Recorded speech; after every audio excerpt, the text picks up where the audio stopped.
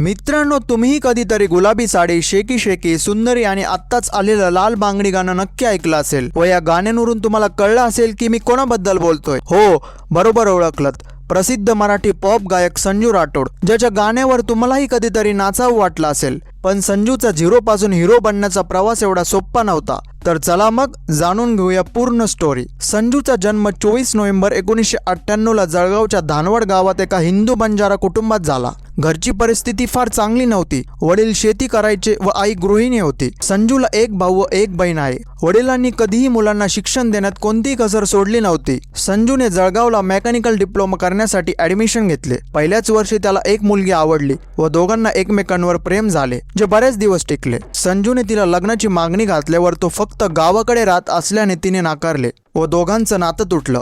यामुळे तो प्रचंड दुःखात गेला.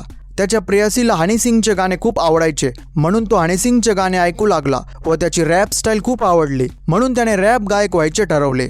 आणि इथूनच सुरू झाली खरी कहाणी. संजू रॅप लिहू लागला व त्याच्या चुलत भाऊ गौरवला ऐकू लागला. दोघंही संगीतात अजून चांगलं होण्यासाठी इंटरनेटवरून ट्रेनिंग सुद्धा घेऊ लागले. रियालिटी शो मध्ये भाग घेण्यासाठी दोघं गाव सोडून मुंबईला आले व मुंबईच्या मालाड भागात भाड्याने राहू लागले. दोघांचे कठीण दिवस आता सुरू झाले होते व बऱ्याचदा भाडे देण्यासाठी पैसे नसत, म्हणून संजूने खूप मोठ्या मोठ्या गायकांना फुकटमध्ये रॅप लिहून दिले व तेही कोणत्याही प्रसिद्धीशिवाय. त्या बदल्यात त्याला काही पैसे मिळत, पण मुंबईला राहणं किती अवघड आहे, म्हणून बऱ्याचदा पैसे नसायचे व कोणाकडून तरी उधार घ्यावे लागायचे. मग कधी कधी पैसे वेळेवर नाही दिल्याने गुंड येऊन धमकी द्यायचे, घाणघाण शिवे सुद्धा द्यायचे. मग दोघांनी GS स्पार्क नावाचं YouTube चॅनल उघडलं व सुरुवातीला काही हिंदी गाणे त्यावर टाकली, पण ती लोकांना काही खास आवडली नाहीत. मग त्यांनी आपल्या मातृभाषेत म्हणजेच मराठीत गाणे बनवायला सुरुवात केली, जे लोकांना हळूहळू आवडायला लागली. त्यामुळे संजू महाराष्ट्रात थोडा थोडा प्रसिद्ध होऊ लागला, ज्याने त्याला अजून गाणे बनवायला प्रेरित केलं. संजूची मनापासून इच्छा होती की मराठी गाणे सुद्धा देश व जागतिक पातळीवर वाजली पाहिजेत,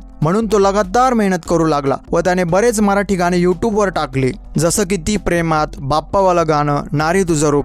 ज्यातलं बाप्पावाला गाणं चांगलंच गाजलं व त्याला आतून वाटलं की आता आपली गाडी निघाली आहे.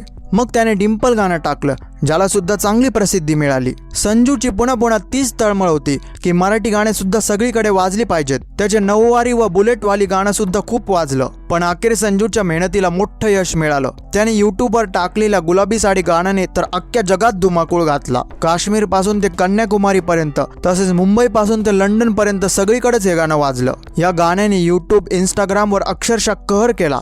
जगातल्या मोठमोठ्या रील स्टार्सनी या गाण्यावर रील्स बनवल्या. सगळ्यांच्या तोंडावर हे गाणं आलं. यानंतरचं त्याचं काळी बिंदी हे गाणं सुद्धा चांगलंच गाजलं. मग संजूने शेकी शेकी गाणं टाकलं, जे टाकल्याच व्हायरल गेलं. संजूच्या या प्रसिद्धीमुळे त्याला वेगवेगळ्या शोज मध्ये बोलवलं जाऊ लागलं व त्याला मोठमोठे पुरस्कार सुद्धा मिळू लागले. संजूने जे स्वप्न बघितलं होतं ते त्याने प्रचंड मेहनत करून सत्यात उतरवलं व पुढेही त्याला मोठमोठ्या उंची गाठायच्या आहेत. त्याने आत्ताच टाकलेलं लाल बांगडी गाणं सुद्धा ट्रेंडिंग होतंय. संजू गाणं बनवण्यासाठी वेगळीच पद्धत वापरतो. तो गाडी चालू करून एकटाच 4-5 तास लॉंग ड्राईव्हवर जातो. यावेळी त्याच्या डोक्यात गाण्यांची बसवी चालू असते. कधी कधी तर तो 4-5 गाणे डोक्यात एका वेळी बनवून टाकतो व स्टुडिओमध्ये येऊन त्याला अंतिम रूप देतो. संजू सेवालाल महाराजांचा खूप मोठा भक्त आहे व त्याचं असं मानणं आहे की जेव्हापासून तो देवाला मानायला लागला आहे तेव्हापासून त्याने मोठी भरारी घेतली आहे. आई वडील व देवाच्या आशीर्वादामुळे तो आता कोणत्याही संकटाला घाबरत नाही. तर मित्रांनो, हा होता संजू राठोडचा जीवन प्रवास. तुम्हाला हा प्रवास कसा वाटला व तुम्हाला त्याचं कोणतं गाणं जास्त आवडतं हे कमेंट करून नक्की सांगा.